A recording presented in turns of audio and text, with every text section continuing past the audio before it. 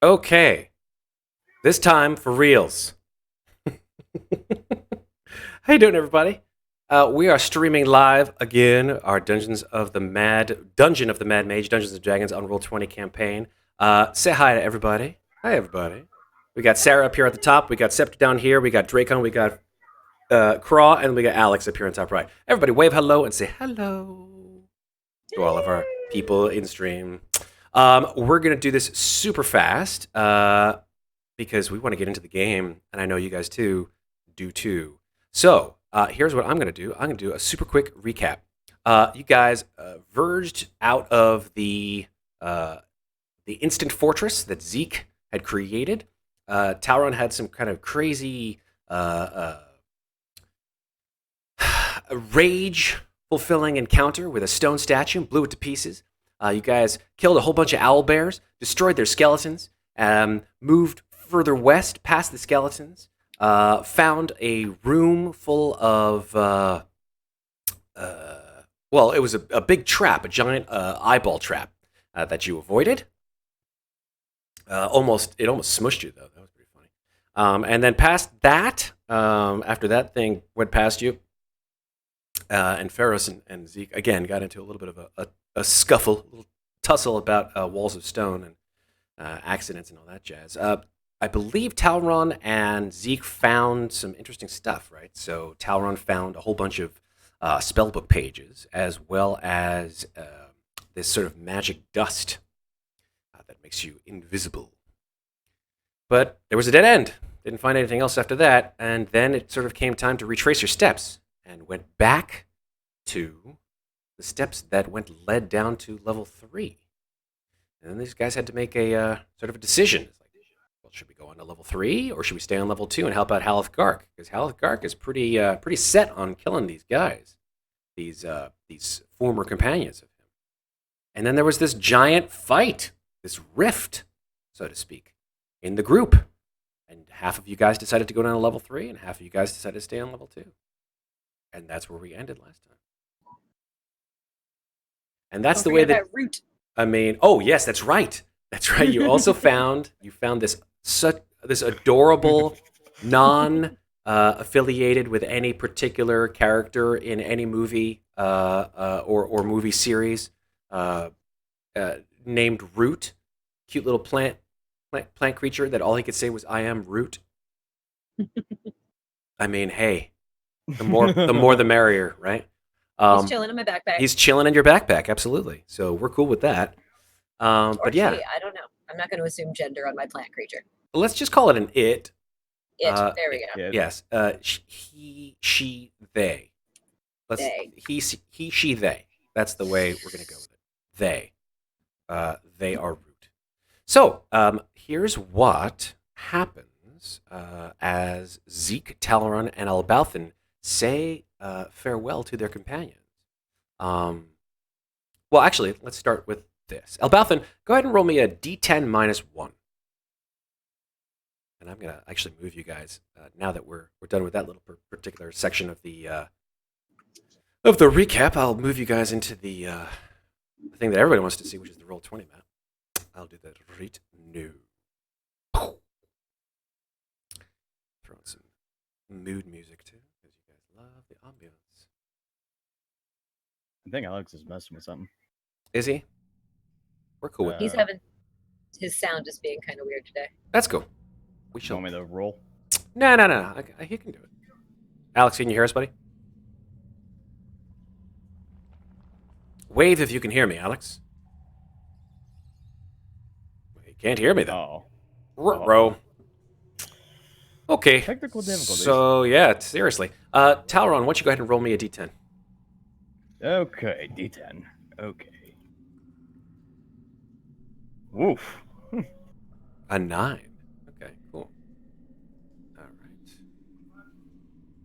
So... That's a 9. It's a 9.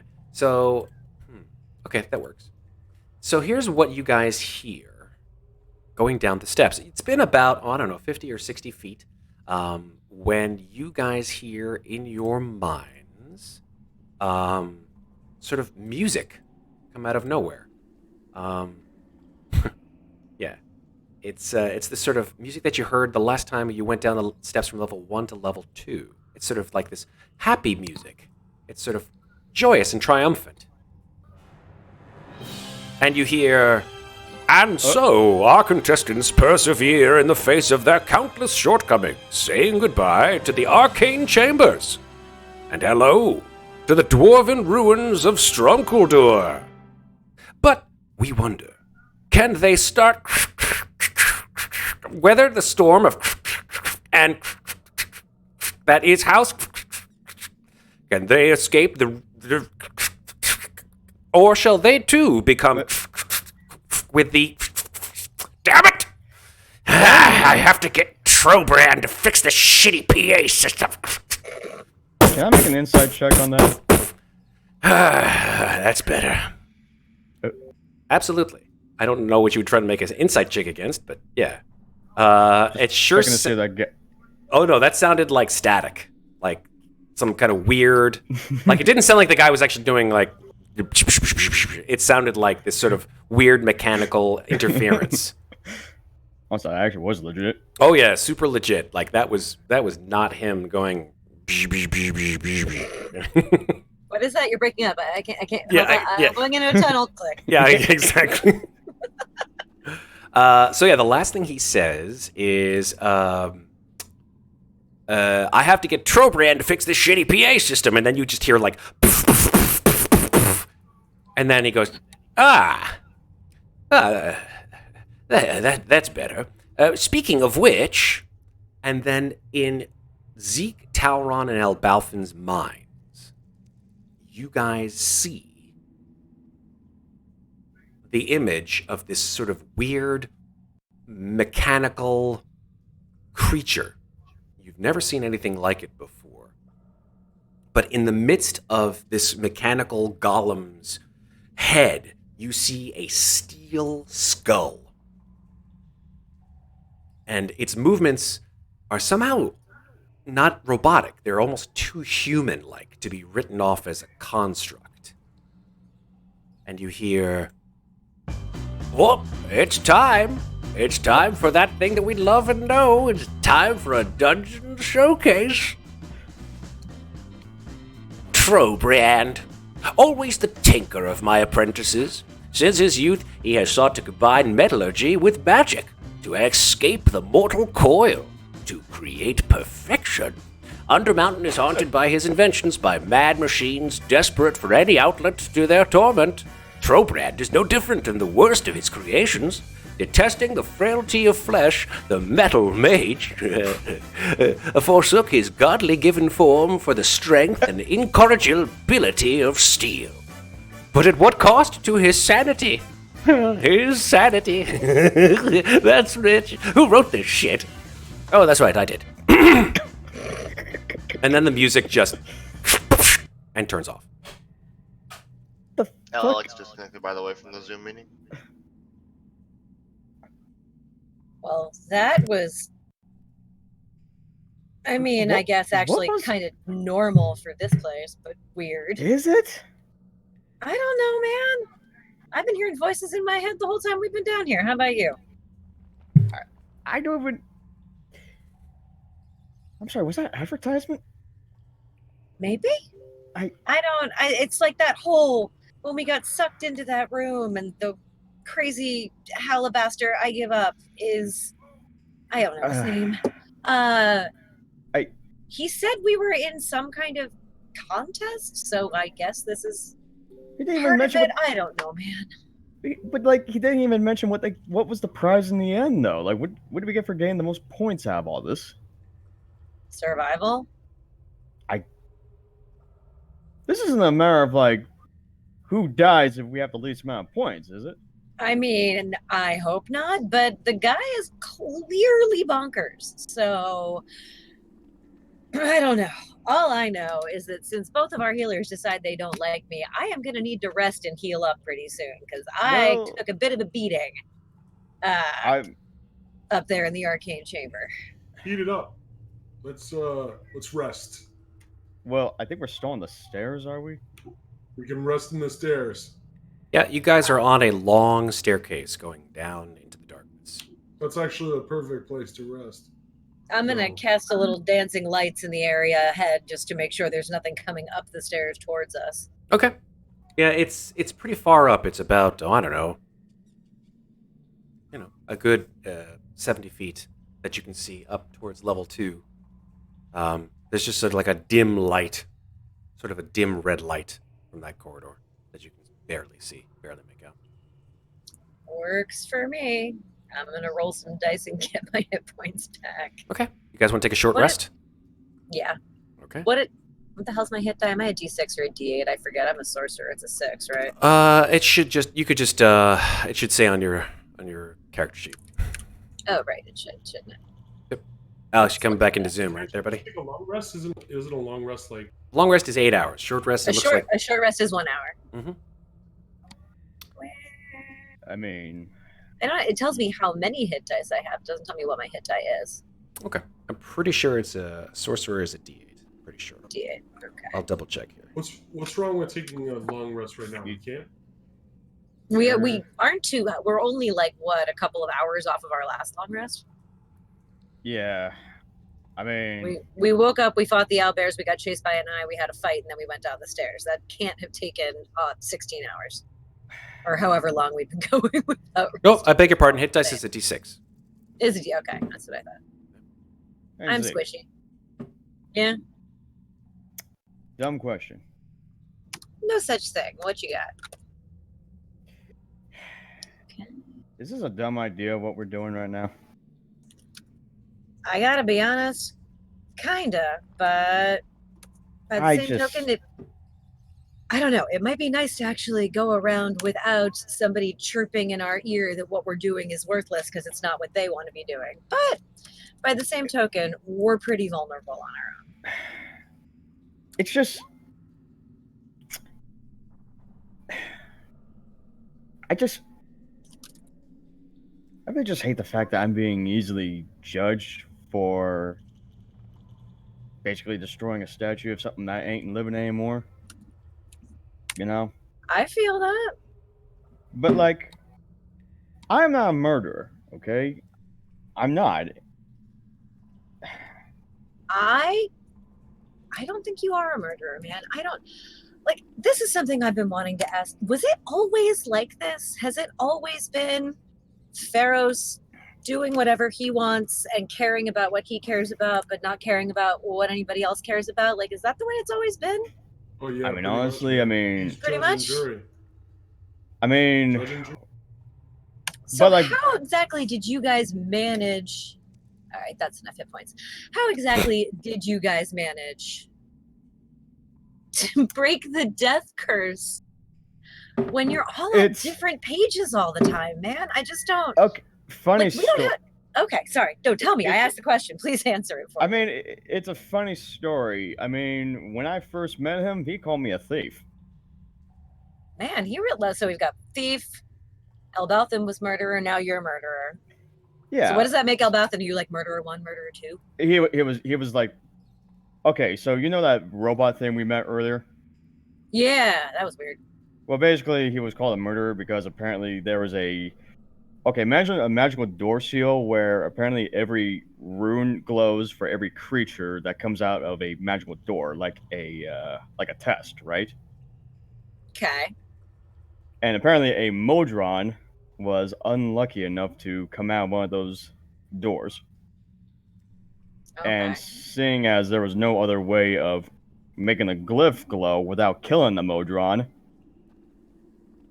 Elbauthin had to do the thing, and, well, people were upset for it, so. So that's why he's murdered. But I mean, I guess. But I don't yeah, know. I mean, you guys clearly somehow managed to work together despite well, the fact that I don't. I mean, not for long. I mean, Not for long. there was it's kind of funny. I mean, Ferros and I used to bicker and whatnot when we first met toward each other, and then I guess at some point we actually just started to actually get along Interesting. and actually How be long cooperative. did that take? I wonder. I I don't know. And then there was a point where he actually did legit died. Which I imagine would like kind of screw a person up, but Probably explain it. I don't know. Just I mean, you know him so much better than I do. All I know is that he decided to hate me from the moment he saw me. And then I think he hates me even more for being nice to you, which I really can't figure out. I mean, But I don't really like, get. I mean, I don't even know his shtick behind hating other tieflings. I mean, it makes very little sense to me, but you know, I don't know, man. I feel like I tried, and I feel like eventually, like I just didn't have the effort to put in anymore. I mean, you're the friendliest person I've met in this whole entire city. I try. I mean, look at me, dude. It's kind of my whole thing. Everybody looks at me and they think I know who I am, so I go out of my way to try to prove that I'm not what I look like I am, if that makes sense. And usually it works, but not always, I guess. I guess I just got used to Waterdeep, where clearly it works. I mean, clearly it shows enough that you know how to scare bugbears. Bugbears are really dumb. I guess. Yeah. That I don't reminds know, me. man. I told you that I would go wherever you go because you came down here because I asked you to. So, like, so you never really told me much about yourself. Like, so are you always going around like dealing with this kind of stuff, or like? Not so much this. This is, I don't know, man. Maybe it's kind of like a hobby. When I get some free time, most of the time I'm in Waterdeep helping out my uncle. And what's your uncle like? I mean, that totally depends on who you ask. He has always been good to me. He took me in when I had lost both my parents and nobody else cared what happened to me. And he raised me like his own daughter. So, yeah, he's definitely not perfect. He's got plenty of flaws. Never He's really not always on the right side of the law, or maybe ever on the right side of the law, but man, Never he took had. care of me, and I owe him for that. I basically owe him my life. So what he needs, I do. Well, what about your biological parents? That is a wound I would rather not scratch open today. If you don't mind. I'm sorry. It's okay. Not to be sorry. I just would rather. We'll save that discussion for some other time. I mean, hell, at least you're lucky to have family. I didn't have anything, so. That sucks, man. I'm sorry. Yeah, it's also a bit rough.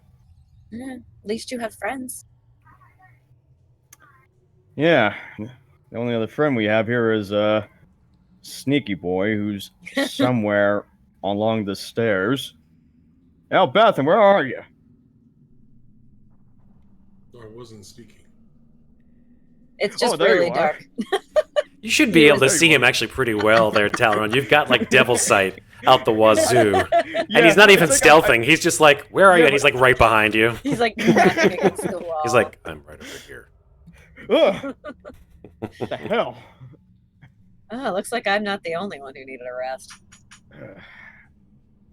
So if you guys are indeed taking a short rest, which it seems like you are, because Zeke has already rolled her hit die to do so. Yes, I did that while we were talking, man. I can heal and talk at the same time. Absolutely. So if you have any need to use hit die or any kind of thing that would require, let's say, a short rest to revive you from, let's say, any kind of things, then go ahead and do that.